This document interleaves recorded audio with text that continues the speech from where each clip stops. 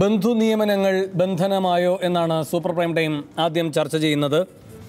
ശ്രീ രാജ്മോഹൻ ഉണ്ണിത്താൻ, തീരുമാനങ്ങൾ വിവാദമായി, തൊട്ടു പിന്നാലെ തന്നെ അതെല്ലാം റദ്ദാക്കിക്കൊണ്ടുള്ള നടപടികളും തുടങ്ങി. അതോടെ ഈ വിവാദം കെട്ടടങ്ങിയോ? ഇതുണ്ടാക്കിയ ഏതെങ്കിലും തരത്തിലുള്ള തിരിച്ചടി ഉണ്ടെങ്കിൽ അതിന് പരിഹാരമായോ? അല്ല, ഇടതുപക്ഷ ജനാധിപത്യ മുന്നണിയുടെ തനിനിറം ഇതോടുകൂടി പുറത്തു വന്നിരിക്കുകയാണ്. അഴിമതിക്കെതിരെ വലിയ പ്രഖ്യാപനം നടത്തി അധികാരത്തിൽ വന്നൊരു ഗവൺമെൻറ്, സ്വജനപക്ഷപാതം ഒരിക്കലും അനുവദിക്കത്തില്ലെന്ന് പറഞ്ഞ് അധികാരത്തിൽ വന്നൊരു ഗവൺമെൻറ്റാണ് ഇപ്പോൾ ഇങ്ങനെ ചെയ്തിരിക്കുന്നത്. ഇത് ആദ്യമായിട്ടല്ല. ഇതിനു മുമ്പ് ശ്രീമതി ടീച്ചർ മന്ത്രിയായിരിക്കുന്ന കാലത്ത് ഇതുപോലൊരു വിവാദം ഉണ്ടായിട്ടുണ്ട്. ഇപ്പോൾ വെച്ചിരിക്കുന്ന സുധീർ നമ്പ്യാരുടെ ഭാര്യ, ആ ഭാര്യയെ മന്ത്രിയായിരിക്കുന്ന ശ്രീമതി ടീച്ചർ, ഭാര്യ എന്ന് പറയുമ്പോൾ മന്ത്രിയുടെ മരുമകളെ അവരുടെ സ്റ്റാഫിൽ കുക്കായിട്ട് നിയമിച്ചു. ഒന്ന് ആലോചിച്ച് നോക്കേ, എത്ര തരംതാണ നടപടിയാണെന്ന്. കുക്കായി നിയമിക്കുകയും മന്ത്രി സഞ്ചരിക്കുന്ന മുഴുവൻ സ്ഥലത്തും കുക്കിനെ കൂടെ കൊണ്ടുപോവുകയും യാത്രപ്പടിയൊക്കെ എഴുതിയെടുക്കുകയും ചെയ്തു. വലിയ വിവാദമായി മാറിയപ്പോൾ അവരെ അഡീഷണൽ പ്രൈവറ്റ് സെക്രട്ടറിയായി നിയമിച്ചു. അപ്പോൾ ഈ സുധീറിൻ്റെ ഭാര്യയാണ് ആദ്യം കുക്കായി നിയമിച്ചത്, പിന്നെ അഡീഷണൽ പ്രൈവറ്റ് സെക്രട്ടറിയായി നിയമിച്ചത്. ഇപ്പോൾ അയാൾ പഠിച്ച കോളേജ് പയ്യന്നൂർ കോളേജാണ്. അവിടെ പോയി കഴിഞ്ഞാൽ കൊച്ചുകുട്ടിക്ക് പോലും അയാൾ പഠിച്ച കാലയളവിലെ സകല ചരിത്രങ്ങളും അറിയാം. അതിന് വലിയ ഗവേഷണവും നടത്തണ്ട. അതിനുശേഷം അവിടുന്ന് കമ്പൽസറി TC കൊടുത്ത് ഇയാളെ പറഞ്ഞു വിടുകയാണ് ചെയ്തത്. ആ പറഞ്ഞു വിട്ട പ്രിൻസിപ്പലിൻ്റെ പേരടക്കം വേണേൽ ഞാൻ പറയാം. അതിനുശേഷം അയാൾ കണ്ണൂർ SM കോളേജിൽ വന്ന് പഠിച്ചു, ഇംഗ്ലീഷ് ലിറ്ററേച്ചർ കോഴ്സ് പൂർത്തിയാക്കി. അതിനുശേഷം പല കറസ്പോണ്ടൻസ് കോഴ്സുകളിലും പഠിച്ചതായിട്ട് എനിക്കറിയാം, MA എടുത്തതായും പറയപ്പെടുന്നു. പക്ഷേ ഇവിടെ എന്താ പ്രധാനപ്പെട്ട കാര്യം? അദ്ദേഹത്തെ ഇപ്പോൾ നിയമിച്ച പോസ്റ്റിൽ നിയമിക്കണമെങ്കിൽ ഒന്നുകിൽ MBA ഡിഗ്രി വേണം, അല്ലെങ്കിൽ എഞ്ചിനീയറിംഗ് ഡിഗ്രി വേണം, അല്ലെങ്കിൽ 15 വർഷത്തെ പിന്നെ എക്സ്പീരിയൻസ് വേണം. ഏതെങ്കിലും ഒരു സ്ഥാപനത്തിൻ്റെ തലപ്പത്ത് പ്രവൃത്തിയെടുത്ത പരിചയ സമ്പത്ത് വേണം. എന്തടിസ്ഥാനത്തിലാണ് ശ്രീ ജയരാജൻ തൻ്റെ ഭാര്യയുടെ ചേച്ചിയുടെ മകൻ എന്നുള്ള ഒരു മാനദണ്ഡമല്ലാതെ എന്ത് മാനദണ്ഡത്തിലാണ് ഇവിടെ നിയമിച്ചത്?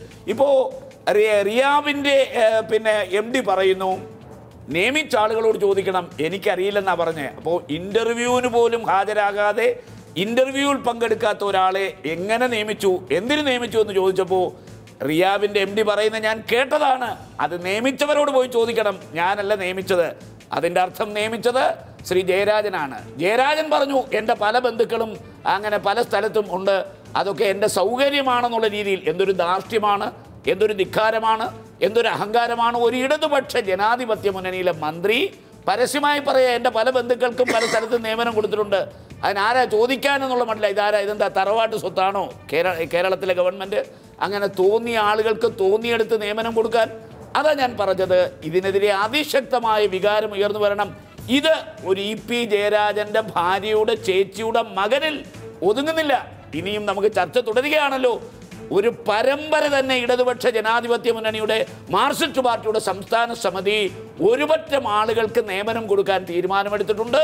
വേക്കൻസി വരുന്നതനുസരിച്ച് അവരെ ആ തസ്തികയിൽ നിയമിക്കാൻ പാർട്ടി തീരുമാനമെടുത്തു. ആ നിയമനങ്ങളൂടി വരുമ്പോൾ മാർക്സിസ്റ്റ് പാർട്ടിയിൽ ഇനി ആരും ഉണ്ടാവില്ല, ആരുടെയും മക്കളുണ്ടാവത്തില്ല. കേരളത്തിൽ നിയമനം കിട്ടാത്തവരായി, തൊഴിൽ രഹിതരായി പുറത്ത് എന്നുള്ളതാണ് നഗ്നമായ യാഥാർത്ഥ്യം. ഇത് നഗ്നമായ അഴിമതിയാണ്, നഗ്നമായ സ്വജനപക്ഷപാതമാണ്. ഇതിന് ഈ ഗവൺമെൻറ് സമാധാനം പറഞ്ഞേ പറ്റൂ. മുഖ്യമന്ത്രി പറഞ്ഞു, ഞാൻ അറിഞ്ഞില്ല. മുഖ്യമന്ത്രി അറിഞ്ഞപ്പോൾ മിനിറ്റുകൾക്കുള്ളിൽ ഇപ്പോൾ നമ്മൾ അറിയുന്നത് ഈ അപ്പോയിൻമെൻറ്റ് റിവോക്ക് ചെയ്തതായിട്ടാണ്, അല്ലെങ്കിൽ ഈ അപ്പോയിൻമെൻറ്റിൽ അയാൾ ചാർജ് എടുത്തിട്ടില്ലെന്നാണ് എന്നൊക്കെയാണ് പറയപ്പെടുന്നത്. എന്തായാലും ഇടതുപക്ഷ ജനാധിപത്യ മുന്നണി സ്വജനപക്ഷപാതം നടത്തിയിരിക്കുന്നു, അഴിമതി നടത്തിയിരിക്കുന്നു. ഇനി അഴിമതിക്കെതിരെ ഒരു മുദ്രാവാക്യം ഉയർത്താനുള്ള ധാർമ്മികത അവർക്ക് നഷ്ടപ്പെട്ടിരിക്കുന്നു. ശ്രീ SR ശക്തിധരൻ, ഈ തീരുമാനം പിൻവലിച്ചു എന്നതുകൊണ്ട് ഇതിൻ്റെ ഉത്തരവാദിത്വത്തിൽ നിന്ന് പിൻവാങ്ങാൻ കഴിയില്ല. മുഖ്യമന്ത്രിക്ക് വേണമെങ്കിൽ ഒരു ന്യായമെന്ന നിലയിൽ സാങ്കേതികമായി പറയാം, ഞാൻ അറിഞ്ഞില്ല എന്ന്. അങ്ങനെയെങ്കിൽ അദ്ദേഹത്തിന് ബാക്കിയുള്ള ഉത്തരവാദിത്വവുമുണ്ട്. തെറ്റായ ഒരു തീരുമാനം ഒരു മന്ത്രി എടുത്തത് എന്തിന് എന്ന് അന്വേഷിക്കേണ്ടതല്ലേ? പിന്നെ ശ്രീ രാജ്മോഹൻ ഉണ്ണിത്താൻ സൂചിപ്പിച്ചതുപോലെ ഒരു പരമ്പര തന്നെ തീരുമാനങ്ങളായി വന്നുകൊണ്ടിരിക്കുകയാണ്. പാർട്ടി സെക്രട്ടേറിയറ്റ് തന്നെ അനുവദിച്ചതാണ് ഈ നിയമനങ്ങൾക്കുള്ള അംഗീകാരം എന്നും അറിയാൻ കഴിയുന്നു. അങ്ങനെയെങ്കിൽ ഉത്തരവാദിത്തം ഓരോ തലങ്ങളിലുണ്ട്. ഏതെങ്കിലും ഒരു വ്യക്തിയുടെ ഒരു വീഴ്ചയായി ഇത് കാണാൻ കഴിയുമോ? അല്ല, ഇതിപ്പോൾ ഇവിടെ പറയുന്നത് കേട്ടാൽ ഈ ഗവൺമെൻറ് വന്നതിന് ശേഷം എല്ലാ നിയമനങ്ങളിലും സ്വന്തക്കാരെയും ബന്ധക്കാരെയും എല്ലാം നിയമിച്ചിരിക്കുന്നു എന്നാണ്. ഇത് നേരെ മറിച്ച് നമ്മളെ മറ്റേ ഗവൺമെൻറ്റിലേക്ക് ഇടുക. എന്തായിരുന്നു അവസ്ഥ നമുക്കെല്ലാവർക്കും അറിയാവുന്നതല്ലേ. ഏറ്റവും ഒടുവിൽ മറ്റേ അരുവിക്കര ഉപതെരഞ്ഞെടുപ്പുമായി ബന്ധപ്പെട്ട് കൊണ്ടുവന്ന ഒരു എൻ്റെ സുഹൃത്താണ് ജി കാർത്തിയൻ, പറയാൻ കൊള്ളില്ലെങ്കിലും അദ്ദേഹത്തിൻ്റേതായിട്ടുള്ള ആ മരണത്തെ തുടർന്ന് വന്ന സംഭവവികാസങ്ങളൊക്കെ നമ്മൾ അറിഞ്ഞതാണ്. കോൺഗ്രസിനകത്ത് തന്നെ പടലവിളക്കമായിരുന്നു. അതിൻ്റെ ഫലമായിട്ട് ടീച്ചർ ഉദ്യോഗം രാജിവെച്ചു. പിന്നെ രണ്ടാമത് മകന് സ്ഥാനാർത്ഥിയായി ജയിച്ചു കഴിഞ്ഞപ്പോൾ വന്നു. ഇതൊന്നും ഞാൻ പറയാൻ ഉദ്ദേശിക്കുന്ന കാര്യങ്ങളല്ല, ഇതൊന്നും പറയാൻ കൊള്ളില്ല. പക്ഷേ ഇവിടെ സംഭവിച്ചതിനെ സംബന്ധിച്ചിടത്തോളം ഇപ്പോൾ ഉണ്ണിത്താൻ പറഞ്ഞു, ഈ പയ്യന് യാതൊരു വിധത്തിലുള്ള കഴിവില്ലാത്ത പയ്യനാണെന്നാണ് പറയുന്നത്. എനിക്കറിയില്ല, ഞാൻ ഈ പയ്യനെ അങ്ങനെ വളരെ അടുത്തൊന്നും അറിയില്ലെങ്കിലും ഏതായാലും ശ്രീമതി ടീച്ചറുടെ മകൻ സാമാന്യം ഭേദപ്പെട്ട ഒരു സാമൂഹിക സാഹചര്യത്തിൽ വളർന്നു വന്നൊരു പയ്യൻ. അവൻ വിദ്യാഭ്യാസം എത്ര കണ്ട് ചെയ്തു എന്താണെന്നുള്ളതിനെ സംബന്ധിച്ചിടത്തോളം അറിയില്ലെങ്കിലും ഈ പോസ്റ്റിന് അയാൾ യോഗ്യനായിരുന്നു എന്നാണ് അതിന് തീരുമാനിക്കപ്പെട്ടിരുന്ന ആളുകൾ, അല്ലെങ്കിൽ അത് നിശ്ചയിക്കാൻ തീരുമാനിച്ചിരുന്ന ആളുകൾ. ഇത് റിയാബ് നടത്തിയത് ഇൻ്റർവ്യൂ ഒന്നും അല്ല കേട്ടോ, അതുകൂടി മനസ്സിലാക്കിക്കൊള്ളണം. ഉണ്ണിത്താൻ തെറ്റിപ്പോയിട്ടുണ്ട്. റിയാബ് നടത്തിയ ഇൻ്റർവ്യൂ വേറേതാണ്, റിയാബിൻ്റെ ചെയർമാൻ പറഞ്ഞത് വേറെ കാര്യങ്ങളാണ്. ഇത് റിയാബ് നടത്തിയ ഇൻ്റർവ്യൂവിൽ വരുന്നതല്ല. ഇത് നമ്മുടെ സംസ്ഥാനത്തെ ചില പൊതുമേഖലാ സ്ഥാപനങ്ങൾ, സെമി പൊതുമേഖലാ സ്ഥാപനങ്ങൾ, ഒന്നാമത് KSI എന്ന് പറയുന്നത് നമ്മുടെ ഇവിടുത്തെ കാർഗോൻ്റെ ചാർജാണ്. അതിന് വലിയ വൈദഗ്ധ്യമൊന്നും വേണ്ട.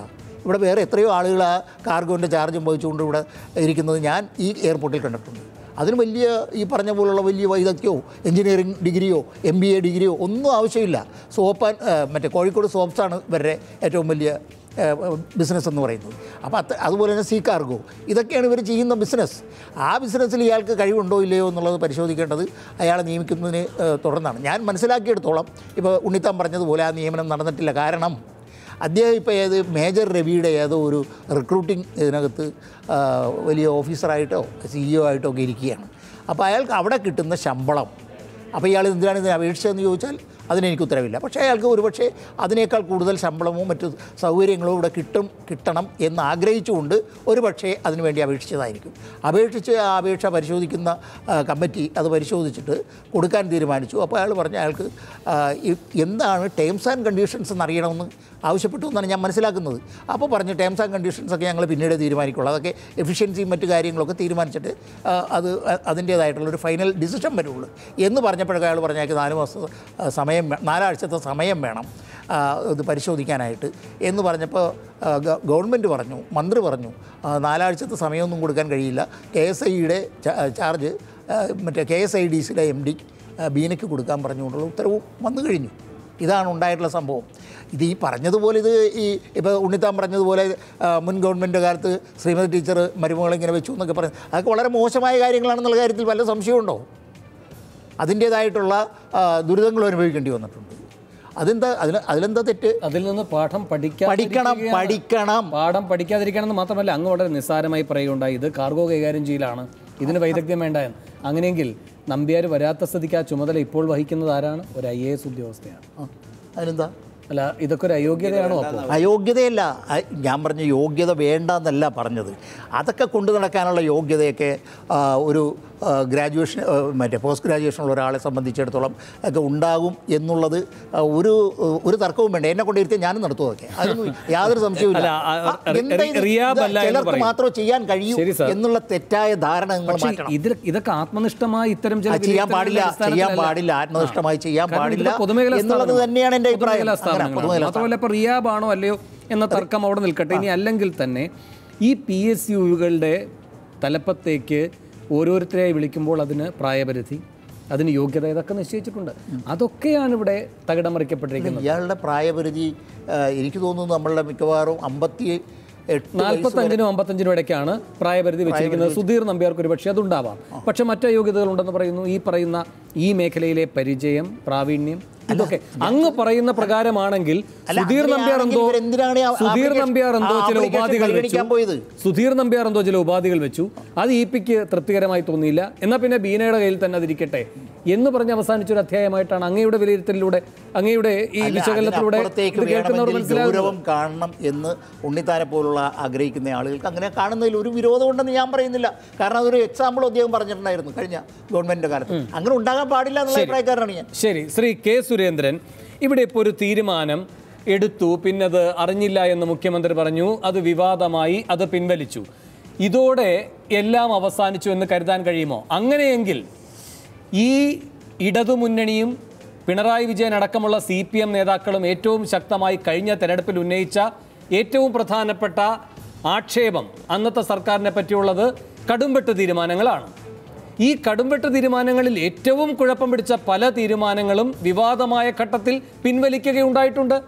അതടക്കം പരിശോധിക്കുകയാണല്ലോ ഈ പുതിയ സർക്കാർ.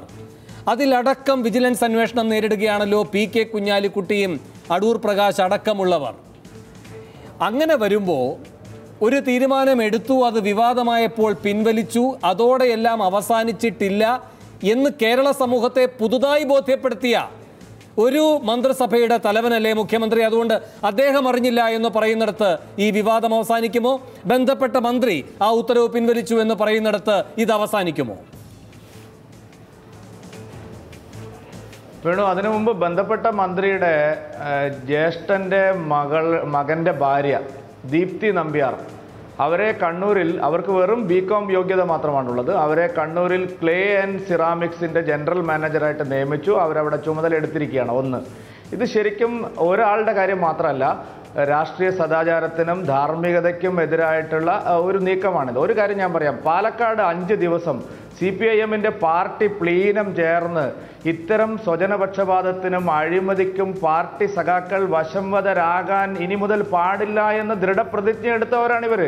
മാത്രമല്ല, ഈ മന്ത്രിമാരൊക്കെ സത്യപ്രതിജ്ഞ ചെയ്യുമ്പോൾ ഭയമോ പക്ഷപാതമോ ഇല്ലാതെ പ്രവർത്തിക്കുമെന്നാണ് പറഞ്ഞത്. നഗ്നമായിട്ടുള്ള പക്ഷപാതമാണ് ഇവിടെ. ഞാൻ ചോദിക്കട്ടെ, ഈ സുധീർ നമ്പ്യാരെ മഹത്വവൽക്കരിച്ചല്ലോ. ഈ സുധീർ നമ്പ്യാരാണ് കഴിഞ്ഞ LDF ഗവൺമെന്റിന്റെ കാലത്ത് ആരോഗ്യ വകുപ്പിൽ സുധീർ നമ്പ്യാരും ജയരാജന്റെ മക്കളും ബന്ധുക്കളും എല്ലാം ചേർന്ന് തട്ടിക്കൂട്ടി ഉണ്ടാക്കിയ ഒരു കടലാസ് കമ്പനി, നിയമങ്ങളെല്ലാം കാറ്റിൽ പറത്തിക്കൊണ്ട് മരുന്ന് ഇറക്കുമതി ചെയ്ത് നടത്ത വലിയ അഴിമതിയുണ്ട്.